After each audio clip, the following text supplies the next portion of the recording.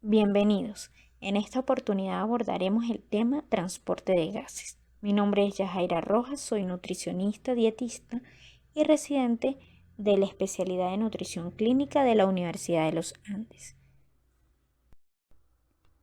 Casi todo el oxígeno en la sangre está contenido dentro de los eritrocitos, donde está enlazado químicamente a la hemoglobina.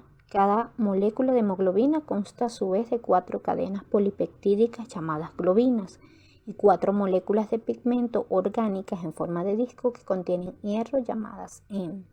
La parte proteínica de la hemoglobina está compuesta de 2 cadenas alfa idénticas y 2 cadenas beta idénticas. Cada una de las 4 cadenas está combinada con un grupo en. En el centro de cada grupo en hay un átomo de hierro que puede combinarse con una molécula de oxígeno. Así, una molécula de hemoglobina puede combinarse con 4 moléculas de oxígeno, y puesto que hay alrededor de 280 millones de moléculas de hemoglobina por cada eritrocito puede transportar más de 1.000 millones de moléculas de oxígeno. El En normal contiene hierro en su forma reducida, Fe2+ o hierro ferroso. De esta manera el hierro puede compartir electrones y unirse con el oxígeno para formar oxihemoglobina. Cuando la oxihemoglobina se disocia para liberar oxígeno hacia los tejidos, el hierro En aún se encuentra en la forma reducida y la hemoglobina se llama desoxihemoglobina o hemoglobina reducida. Se debe tener en cuenta que el término oxihemoglobina no es equivalente a hemoglobina oxidada. La hemoglobina no pierde un electrón y queda oxidada cuando se combina con el oxígeno.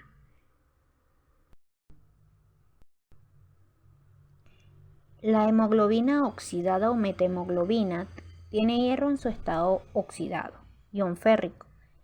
De este modo, la metahemoglobina carece del electrón que necesita para formar un enlace con el oxígeno y no puede participar en el transporte de este. La sangre normalmente solo contiene una pequeña cantidad de metahemoglobina, pero hay ciertos fármacos que pueden aumentar los niveles de esta, dentro de los que podemos mencionar el metronidazol, trimmetoprim, la fenazopirina, la fenitoína, metoclopramida, la nitroglicerina, entre otros. La carboxihemoglobina es otra forma de hemoglobina, pero anormal. En este caso, el En reducido está combinado con monóxido de carbono en lugar de oxígeno. El enlace con el monóxido es alrededor de 210 veces más fuerte que el enlace con el oxígeno. Entonces, el monóxido tiende a desplazar el oxígeno de la hemoglobina y permanece fijo a esta conforme la sangre pasa por los capilares sistémicos. Esto puede generar complicaciones como la hipoxia tisular y policitemia secundaria. El proceso por el cual la desoxihemoglobina se une al oxígeno y forma oxihemoglobina se denomina reacción de carga, y a su vez la oxihemoglobina puede disociarse para dar desoxihemoglobina y moléculas de oxígeno libre, y a este proceso se le denomina reacción de descarga. Hay que destacar que la reacción de carga ocurre en los pulmones y la de descarga en los capilares sistémicos. Es un proceso reversible. La dirección que tome la reacción va a depender de 2 factores, la presión de oxígeno del ambiente y la afinidad o fuerza del enlace entre la hemoglobina y el oxígeno. En el caso de la presión de oxígeno, cuando es alta, impulsa la ecuación hacia la derecha, favorece la reacción de carga. Y la presión de oxígeno baja en los capilares sistémicos impulsa la reacción opuesta para promover la descarga. La afinidad entre la hemoglobina y el oxígeno también influye sobre estos factores. Un enlace muy fuerte favorecería la carga, pero inhibiría a la descarga, y un enlace débil obstaculizaría la carga, pero mejoraría la descarga. La saturación porcentual de hemoglobina o el porcentaje de oxihemoglobina de la hemoglobina total se mide para evaluar que también los pulmones han oxigenado la sangre. El valor normal para la sangre arterial es de alrededor del 97%. El resto está compuesto de cantidades variables de desoxihemoglobina, carboxihemoglobina y metahemoglobina. La saturación de oxihemoglobina por lo general se mide con un oxímetro de pulso, pero puede medirse con mayor precisión en una muestra de sangre arterial usando aparato de sangre gas. La curva de disociación de la hemoglobina muestra un aumento progresivo del porcentaje de hemoglobina con oxígeno a medida que aumenta la presión de oxígeno sanguínea. Se define la P50, que está resaltada en la imagen, a la presión parcial de oxígeno necesaria para conseguir una saturación de hemoglobina del 50% y su valor suele rondar los 27 milímetros de mercurio. A mayor P50, menor afinidad de la hemoglobina por el oxígeno. Existen factores que, manteniendo la forma sigmoidea, desplazan la curva de disociación hacia izquierda o derecha. Cuando la afinidad de la hemoglobina por el oxígeno disminuye, la curva se desplaza hacia la derecha y la P50 aumenta. Cuando la afinidad aumenta, la curva se desplaza hacia la izquierda y por tanto la P50 disminuye. Existen factores que desplazan la curva a la derecha, interfiriendo así en la afinidad de la hemoglobina por el oxígeno. Entre ellos destacan la acidosis, el aumento del 2,3 difosfoglicerato, el efecto Bohr y el aumento de la temperatura. En el caso de la acidosis, cuando la sangre se vuelve ligeramente ácida, pH 7.2, la curva se desplaza hacia la derecha en aproximadamente un 15%. El difosfoglicerato es un polianión producido en la cadena metabólica de la glucólisis. Es escaso en la mayoría de las células al inhibir su exceso la enzima que lo genera, pero en el eritrocito abunda porque se une a la hemoglobina impidiendo la inhibición de su enzima. El difosfoglicerato regula la afinidad de la unión de la hemoglobina al oxígeno con relación a la presión de oxígeno en los pulmones. Ejemplo, si un adulto sano se traslada rápidamente desde el nivel del mar a un lugar de elevada altitud donde la presión de oxígeno es menor, su liberación de oxígeno a los tejidos se reduce. Después de unas horas, la concentración de difosfoglicerato en sangre aumenta, disminuyendo la afinidad de la hemoglobina por el oxígeno y liberando la cantidad habitual de oxígeno a los tejidos. La situación se invierte cuando la persona vuelve al nivel del mar.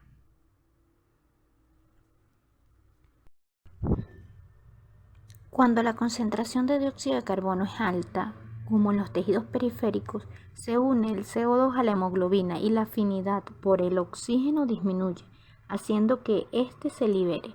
Esto es denominado efecto Bohr. Este cuadro nos muestra en resumen los factores que afectan la afinidad de la hemoglobina por el oxígeno y por ende pues la posición de la curva. Observamos cómo la temperatura disminuida puede también originar la desviación de la curva hacia la derecha al incrementar la descarga de oxígeno durante el ejercicio y la fiebre. Ahora bien, destaquemos los factores que desplazan la curva hacia la izquierda, entre ellos la alcalosis. Cuando la sangre se alcaliniza, pH de 7,6, la curva se desplaza a la izquierda, aproximadamente un 15%, aumentando la afinidad de la hemoglobina por el oxígeno. La hemoglobina fetal se une al difosfoglicerato con menos afinidad que la hemoglobina del adulto y por tanto la hemoglobina fetal fija más oxígeno. De esta manera se facilita la cesión de oxígeno desde la circulación materna a la fetal. Debemos recordar que la hemoglobina fetal es la principal forma de hemoglobina desde alrededor de las 11 semanas después de la concepción hasta aproximadamente la semana 38, cuando predomina la hemoglobina A o la del adulto, la de la madre. El recambio o la transición después del nacimiento es posible porque los eritrocitos constantemente se están destruyendo y reemplazando. El N derivado de los eritrocitos destruidos se convierte en pigmento biliar o bilirrubina, que es eliminada en el feto a través de la placenta.